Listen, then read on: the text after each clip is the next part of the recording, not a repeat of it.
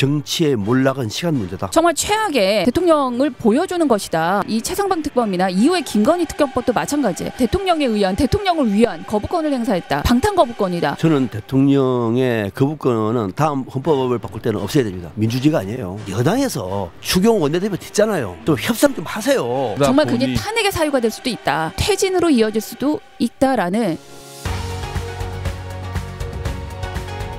개인방송 FM 90.7MHz 까칠한 시선 이도영입니다. 윤석열 대통령의 퇴진 목소리까지 나오고 있다. 지금 거부권 행사는 대통령의 권한이기도 하지만 지금 국민들이 볼 때는 직권 남용이다라고 보여지고, 더 문제는 지금 이 최상병 사건과 관련한 윗선의 지시를 밝혀야 되는 건데 이걸 지금 은폐하고 있다고 국민들은 느끼고 있는 거예요. 그렇기 때문에 여론조사에서도 많은 국민들이 특검을 통해서 좀 정확하게 명확하게 밝혔으면 좋겠다 이런 의견을 보이고 있는 건데, 지금 이게 다른 거부권과 달리 본인과 연루되어 있는 VIP가 지시했을 가능성에 대한 의구심이 굉장히 지금 큰데, 이 부분을 본인이 지금 본인의 거부권으로 자신에 대한 방탄을 하고 있는 이 모습이 국민들이 볼 땐 대통령으로서 정말 자격 없다. 정말 이 헌법에 기대서 본인이 본인을 보호하는 방탄을 하는 거부권 행사를 어떤 국민들이 이건 타당하다, 행사할 만한 거부권이다라고 보겠습니까? 그리고 대통령실에서 지금 상권 분립에 어긋난 합의가 되지 않은 특검법에 대해서 당연히 헌법에 위배된다 이런 주장도 하고 있거든요.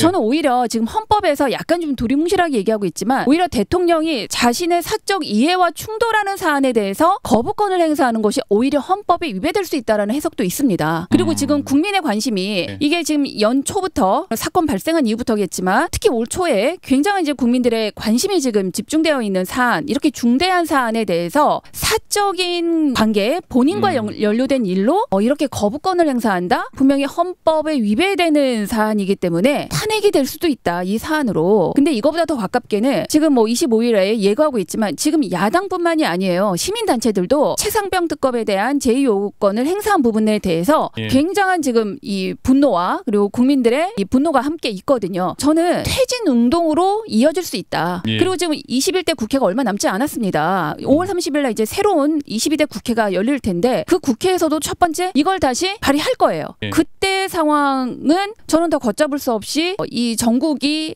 또 대통령이 감당하기 어려운 상황으로 갈 수 있다. 결국 이 최상병 특검으로 이어지는 이후의 모든 정국들이 퇴진으로 이어질 수도 있다라는 조심스럽게 우려가 됩니다. 정말 그게 탄핵의 사유가 될 수도 있다. 윗선이 개입한 거다. 지금 이제 박대령의 지금 항명죄도 제가 보니까 지금 문제가 없는데 이걸 지금 계속 수사를 진행하는 부분도 뭔가 지금 대통령실에서 껄끄러운 부분이 있기 때문에 저는 계속 이렇게 은폐하고 있는 것이다. 근데 이 부분은 언제까지 은폐할 수 있을까? 저는 어렵다고 봅니다. 사건 하나가 여론에 미치는 영향이 굉장히 크거든요. 역대 대통령들 봐보면은 이명박 대통령 때는 광우병 문제가 컸고요. 박근혜 대통령 때는 세월호 문제가 크지 않았습니까? 그 사건 자체가 아니에요. 그게 대응하는 방식에 문제가 있었던 거란 말입니다. 어느 나라든 국가를 운영하다 보면 위기가 오는 거죠. 없는 나라가 어디 있습니까? 중요한 거는 정치는 위기를 못하게 하는 것이 아니라 위기를 예방하는 것이고, 그래도 불구하고 위기가 왔을 경우에는 어떻게 대처하느냐가 정치의 능력이거든요. 지금 윤석열 정부에서는 이 국정 위기를 돌파할 수 있는 동력이 없어요. 총선 때 박살나는 바람에 지금 정신을 못 차리고 있습니다. 정신을 차리는 사람의 주변을 포진해야 될 텐데 정진석이는 더 정신을 못 차리는 사람이에요. 이 사람은. 그래서 저는 유이동 의원 같은 분이 특검법을 이번에 수행했을 때 대통령이 얻는 거 잃는 것보다 얻는 것이 더 많아요. 21대 털고 가야 되는 거예요. 이거. 털고 가고 난 다음에 대통령이 문제가 있으면은 탄핵 걸었는데 이거는 탄핵 사유는 안 돼요. 중요한 거는 그런 문제가 아니라 이 문제와 관련해서 특검을 누가 임명할 것인가. 김건희 여사 특검부터 같이 있으니까 이 문제 전체적으로 봐가지고 저는 여당에서 추경 원내대표 됐잖아요. 좀 협상 좀 하세요. 찾아가가지고 뭐가 문제가 있는 것인지를 따져보고, 독수조항이 있으면 독수조항에 대해서 나름대로 민주당도 아무리 큰 정당이라 하더라도 국민의힘에서 요구해가지고 우리 이 정도 하면 우리가 같이 가자. 보기 좋지 않습니까? 21대는 이렇게 넘어간다고 하더라도 22대는 추경호 원내대표 가서 박찬대 원내대표 만나가지고 가서 독수조항에 이조 이건 문제가 있다. 수정하자. 그래서 무슨 뭐 대통령의 임명권 이런 거 제한한다 이런 말 하지 말고 한 3명 정도 추천해가지고 대통령 임명하도록 하자. 괜찮잖아요. 22대 또 거부하면은요 국민의힘 의원들도 그때부터 이제는 반란이 생깁니다. 근데 그 전에 지금 당장 28일 날 이제 재의결을 앞두고 있는 통과 안 돼요. 22대 때는 통과 안 돼. 지금 17명이 돌아서야 되는데 예. 3명이 돌아섰어요. 3명이 그죠?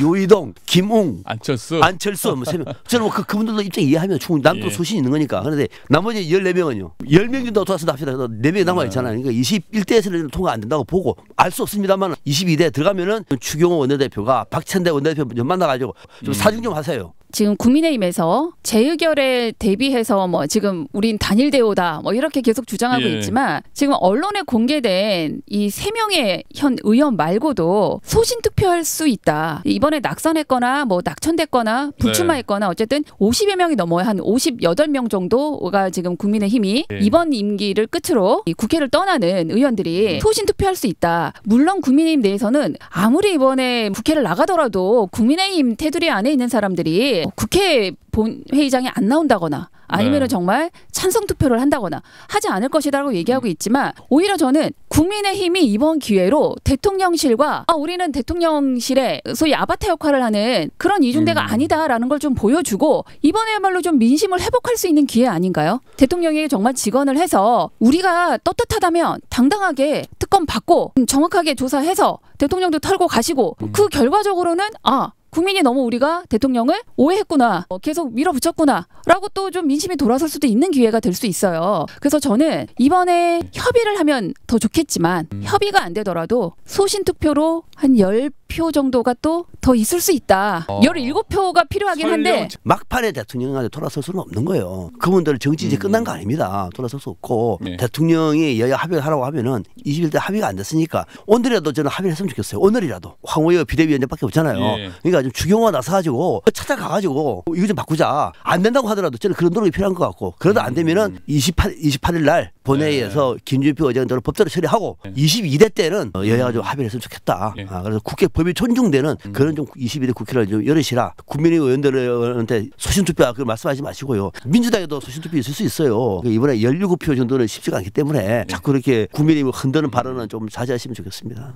흔들리잖아요 진짜 그러면은. 아니 민주당에서는 이탈표가 없는 게 이거 당연히 해야 된다고 생각할 것 같고요. 저는 합의가 좀 어렵다고 보는 게 지금 결정적인 게 이 특검을 누가 임명하느냐. 그러니까 지금 대한변호사협회에서 추천한 4명 중에 야당이 2명을 추리고 그 2명을 대통령한테 주면 그중에 대통령이 1명을 특검으로 임명하는 거잖아요. 근데 야당이 그걸 포기할 수 있을까요? 그러니까 결국 야당이 선택한 2명 모두가 이 특검으로서 정말 대통령실을 향해서도 정확하게 수사할 수 있는 사람을 추천을 할 텐데 이게 저는 특검의 본 목적이라고 생각하거든요. 이걸 국민의힘이 주장하는 대로 대통령이 추천하는 걸로 바꾼다거나 아니면 여당이 추천하는 걸로 바꾼다? 저는 이거는 받아들일 수 없는 조건이기 때문에 이게 합의가 안 된다면 국민의힘하고 민주당이 이걸 합의해서 특검을 발의하기는 어려울 것 같아요. 여야가 합의해서 한쪽 정당에서 반대하는 도저히 박성민 전 안 된다. 하면 빼면 되잖아요.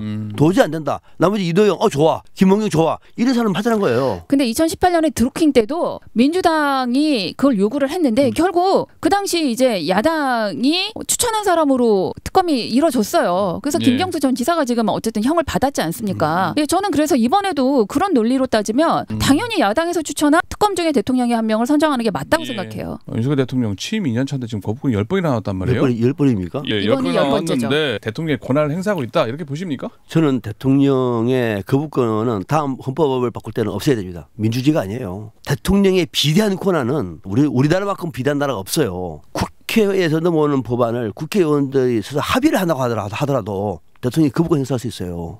그런 국회의원이 300명이나 왜 있어요? 30명만 해도 충분하지. 국회의원도 국민이 뽑는 겁니다. 국민의 대표예요. 대통령만 국민의 대표가 아니에요. 국회에서 여야가 합의가 된 안에 대해서 대통령이 거부권 행사도 안 된다. 다시 제의해라. 제의할 때는 3분의 2 해라. 이거는 대통령의 권력을 너무 비대하게 보는 것이고 대통령의 전횡을 만들어낼 수 있어요. 이거 없애야 된다. 그러니까 지금 있잖아요. 있으면 행사하시라. 이거는 법률적인 문제이기 때문에 다만 정치적인 비판은 감수하시라. 대통령 거부권 행사가 뭐 탄핵의 이권이다. 그 탄핵은 이상한 탄핵이죠. 그거는 헌법에 따라서 행사하면 되는데 다만 문제가 이제 국민들이 어떻게 보느냐. 이 정무적인 정치적인 문제가 부담이 클 뿐이죠. 10번째.